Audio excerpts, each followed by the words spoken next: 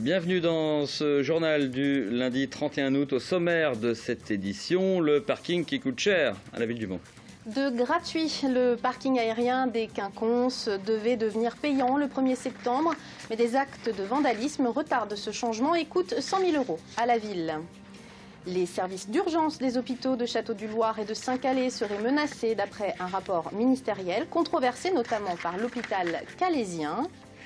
Le rappeur superstar Maître Gims a créé l'événement culturel mais surtout commercial ce samedi en zone nord du Mans. Et puis nous ferons comme chaque lundi le point sur les résultats sportifs du week-end. L'invité de l'info ce soir, en ce jour de rentrée pour LMTV, c'est le directeur des programmes de notre chaîne, Pascal Brulon, pour vous annoncer les nouveautés notamment à découvrir cette année sur LMTV.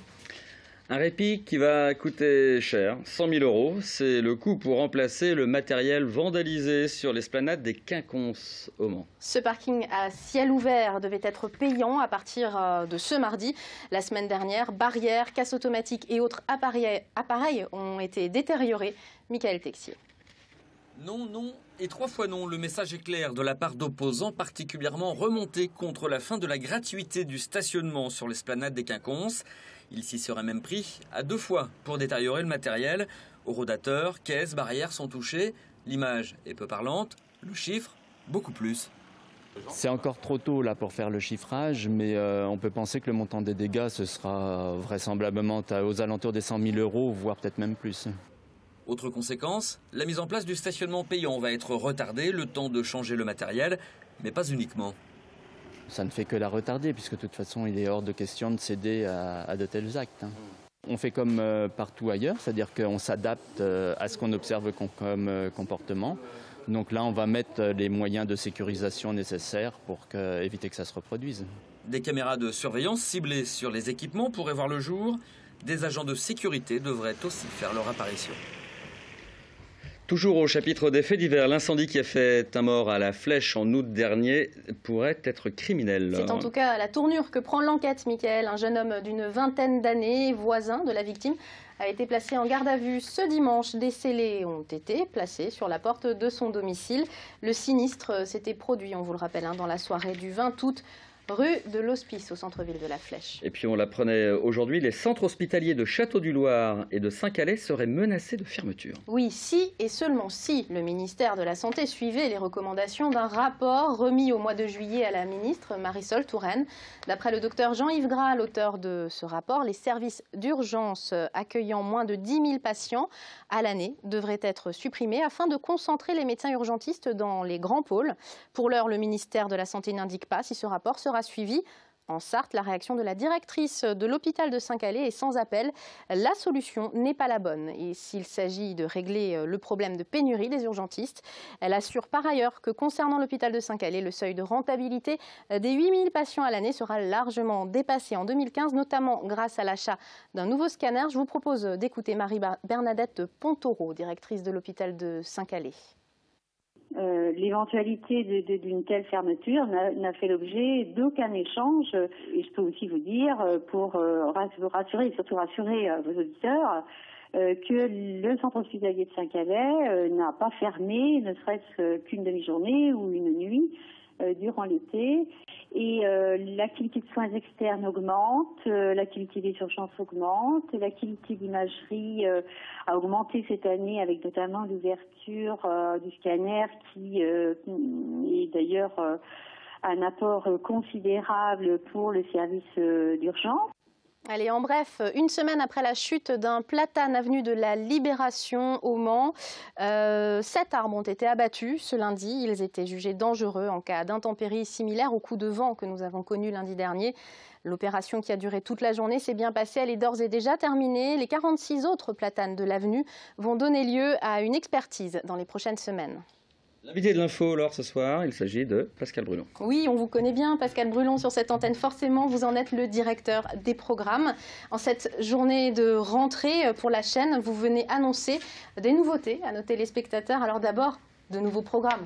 Une nouveauté qu'ils ont découverte pour une partie la semaine dernière, c'est le plateau sur lequel nous nous trouvons, qu'on a, je l'espère, amélioré, qui sera plus agréable à regarder, sur lequel il y a plus de place et où on pourra faire plus de choses, peut-être notamment des artistes en live, comme on dit, hein, en acoustique par exemple. On l'a vu aussi, de nouveaux habillages, de nouveaux génériques, et c'est pas fini.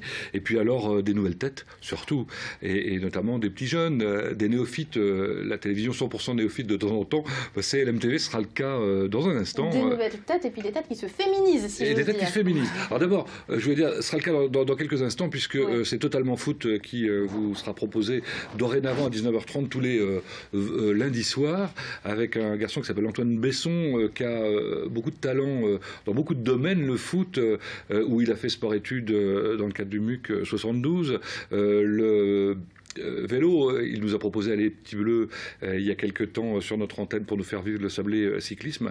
Et là, il se lance dans le grand talk show. Ils vont parler exclusivement de foot et de tous les clubs de foot de la Sarthe. Ça, c'est franchement intéressant. Et ce ne sont que des petits jeunes, garçons et filles. Eh oui, et qui n'ont jamais fait ni de télévision, ni pratiquement de radio. Donc d'abord, il faudra peut-être être un tout petit peu indulgent au départ. Et puis ensuite, je pense qu'ils vont rafraîchir un peu l'ambiance. Alors, ça se féminise, vous l'avez dit, puisque très prochainement, vous allez recevoir une collègue à la rédaction femme, et on en est très heureux. Elle s'appelle Bérénice Angot. Hein, c'est ça. Mylène Burry reviendra maintenant toutes les semaines dans l'Infiltré du dimanche.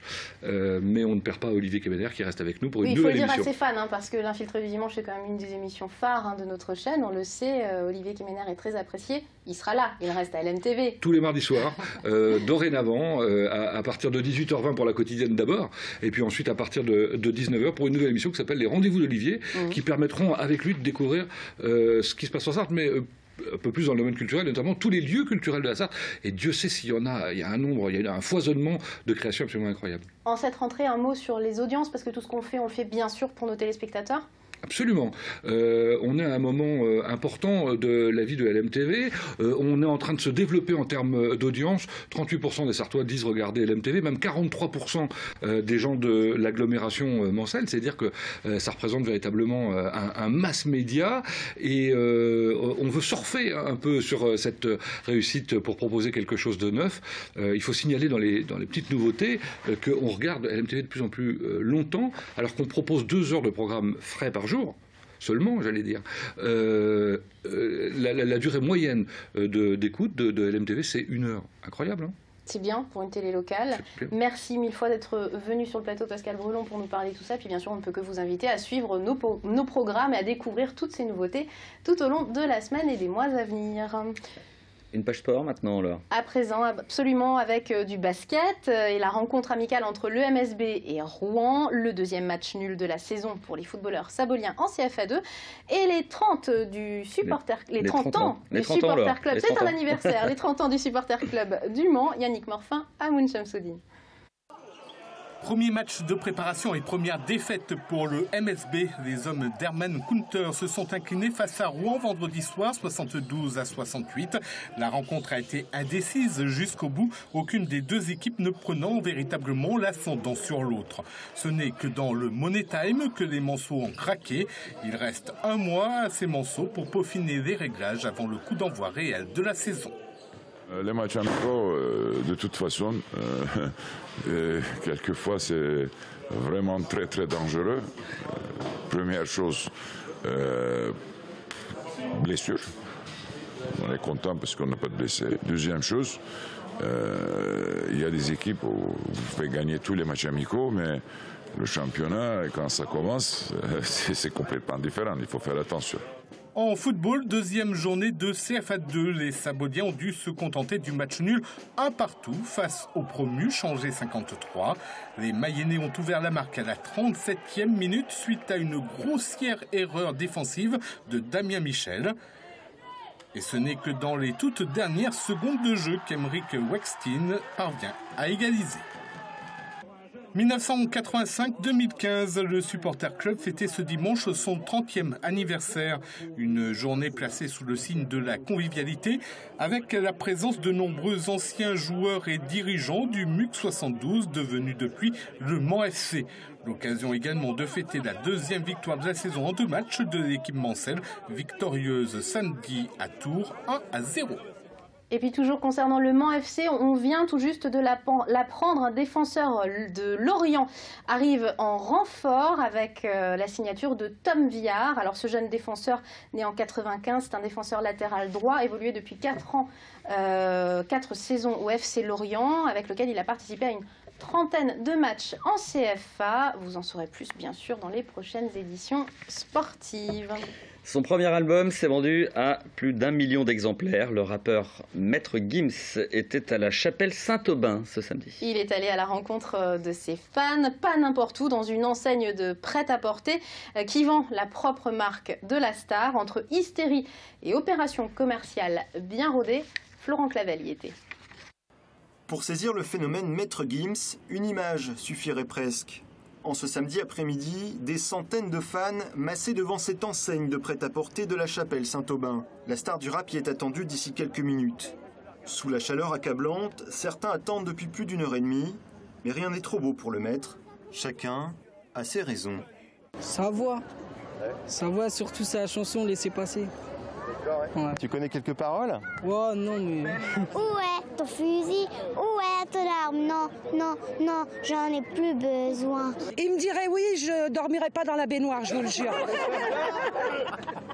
Quant à 15 h, le rappeur surgit, c'est l'hystérie.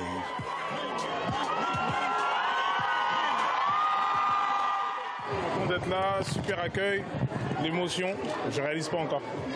J'aimerais partager tout ce que j'aime avec les gens qui m'aiment tout simplement. Plus d'1 million de fans ont acheté son premier album et le deuxième vient de sortir.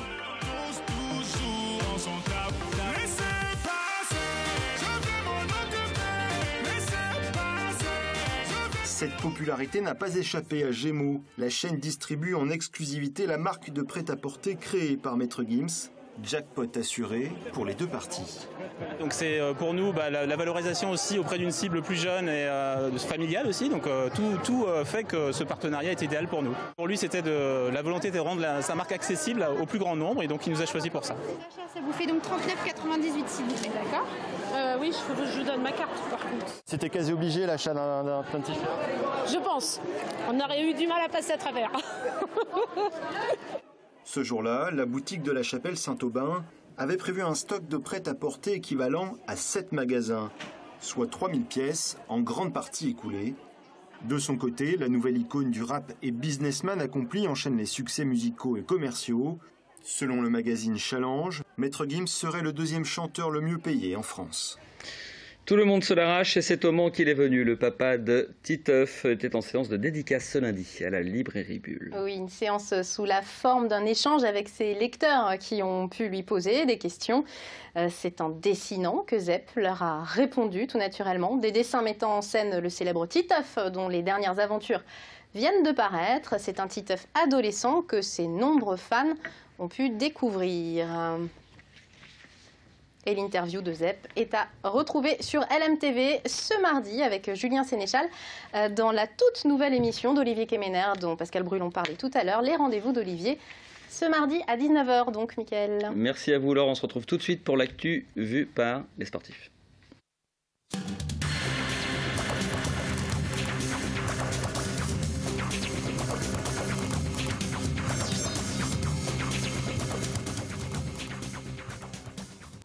La quotidienne cette semaine sur LMTV avec la Foire du Mans 2015 du 10 au 14 septembre.